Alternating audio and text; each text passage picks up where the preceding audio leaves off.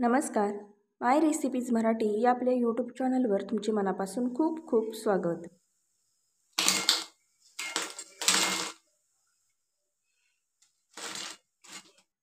ही कुरकुरीत अशी भजी पहा.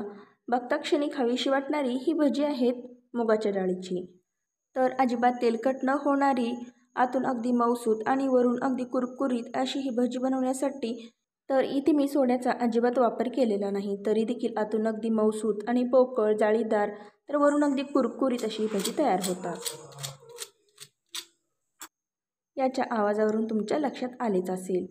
चला मग खायला अगदी टेस्टी लागणारे, आतून मऊसूत जाळीदार आणि वरून अगदी कुरकुरीत मुगाच्या डाळीची भजी बनवायला सुरुवात करूया. तर इथे मी 1 वाटी मूग डाळ घेतली आहे. ही मूग डाळ आता एका बाउलमध्ये काढूया. आता यामध्येच आपल्याला 2 चमचे तांदूळ घालायचा आहे. तांदूळामुळे भजी अजिबात तेलकट होत नाही, शिवाय कुरकुरीत व्हायला देखील मदत होते. बऱ्याच वेळा आपण कांदा भजी किंवा पकोडे बनवताना तांदूळाचे पीठ वापरतो. त्याऐवजी तुम्ही ही मूग डाळीची भजी बनवताना अशा प्रकारे डाळ भिजवतानाच त्यामध्ये तांदूळ घालून पहा. भजी अगदी कुरकुरीत तयार होते. आता या डाळीमध्ये भरपूर पाणी ओतून ही डाळ हाताने व्यवस्थित चोळून 2 ते 3 वेळा स्वच्छ धुवून घ्यायची आहे आणि त्यातील पाणी पूर्णपणे काढून टाकावे. नंतर यामध्ये भरपूर पाणी ओतून ही डाळ 3 ते 4 तासासाठी भिजत ठेवायची आहे.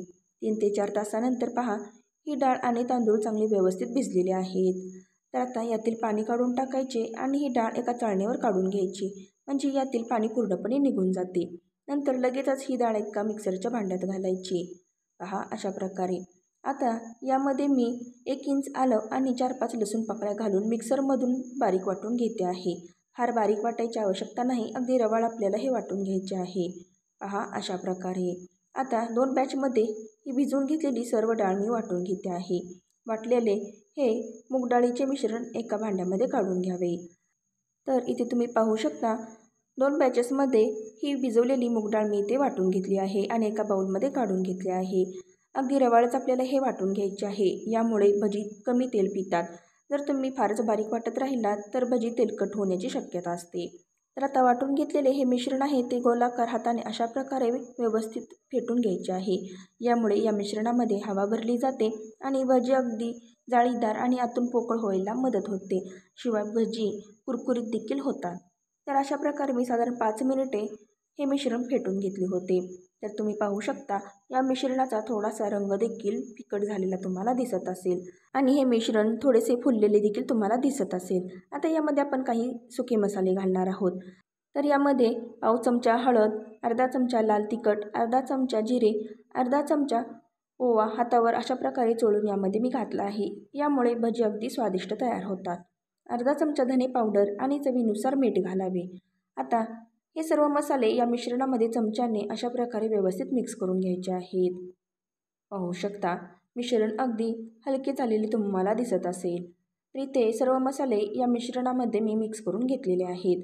आता इथे आपण 1 मध्यम आकाराचा कांदा बारीक चिरून या मिश्रणामध्ये घातला आहे. सोबतच हिरव्या मिरचीचे बारीक चिरून काप करून घातले आहेत. बारीक चिरलेली थोडीशी कोथिंबीर आणि एक 5-7 कढीपत्त्याची पाने बारीक चिरून यामध्ये घातली आहेत. कढीपत्त्याची पाने घालणे ऑप्शनल आहे. आता हे सर्व जिन्नस या मिश्रणामध्ये हाताने व्यवस्थित मिक्स करून घ्यायचे आहेत. पहा अशा प्रकारे. आता गॅसवर मी कढईमध्ये तेल गरम करायला ठेवले होते. तर तेल चांगले गरम झाले की त्यातील 2 चमचे तेल या मिश्रणामध्ये घालावे.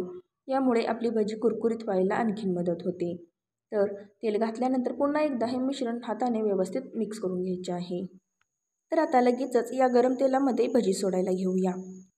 तेल मध्यम गरम असायला हवे. तर इथे मी अगदी थोडेसे मिश्रण यात गरम तेलामध्ये टाकून पाहते आहे. तेल चांगले गरम झालेले आहे की नाही.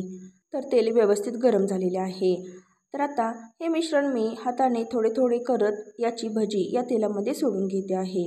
व्हिडिओमध्ये तुम्ही इथे पाहू शकता. हातामध्ये अगदी थोडेच मिश्रण घ्यायचे आणि छोट्या छोट्या आकारात ही भजी तेलात सोडायची आहेत. पहा अशा प्रकारे. तर या तेलामध्ये बसतील तितकी भजी मी सोडून घेतलेली आहेत. मंद आचेवरच ही भजी तळून घ्यायची आहेत. तर लगेचच आपल्याला कलत्याने ही भजी उलटपालट करायची नाही, कारण ही भजी कढईच्या तळाशी चिकटतात आणि जर आपण लगेचच ही उलटपालट करायचा प्रयत्न केला तर भज्याचा आकार बिघडू शकतो किंवा ती तळाशी चिकटून तशीच राहू शकतात. त्यामुळे 1.5 ते 2 मिनिटानंतरच आपल्याला ह्या भज्याला उलटपालट करायची आहे. कलत्याने अगदी हलक्याशा हातानेच आपल्याला ही भजी कढईपासून सोडवून घ्यायची आहेत आणि पुन्हा उलटपालट करून मंद आचेवर ही भजी चांगली तळून घ्यायची आहेत. साधारण 3 ते 4 मिनिटे इतक्या वेळात एक बॅच चांगली तळून होते. तर कलत्याने अधूनमधून ढवळत राहायचे आणि ही भजी छान अशी कुरकुरीत होईपर्यंत आणि याला छान असा गोल्डन कलर येईपर्यंत तळून घ्यायची आहेत. पहा अशा प्रकारे. तर आता इथे तुम्ही पाहू शकता ही भजी छान अशी गोल्डन कलरवर आलेली आहेत आणि अगदी कुरकुरीत देखील झालेली आहेत. लगेचच ती तेलातून काढून घ्यायची. पहा रंग देखील पहा अगदी सुरेख असा आलेला आहे. आता याच तेलामध्ये आपण बाकीच्या मिश्रणाची भजी सोडून घेणार आहोत. अगदी छोट्या छोट्या आकारातच आपल्याला ही भजी बनवून घ्यायची आहेत. यामुळेच आपली भजी अगदी कुरकुरीत तयार होतात. पहा इथे ही सर्व भजी मी तळून घेतली आहे. तर पहा दिसायला अगदी सुरेख दिसणारी, बघता क्षणी खावीशी वाटणारी अगदी कुरकुरीत अशी मूग डाळीची भजी तयार झालेली आहेत.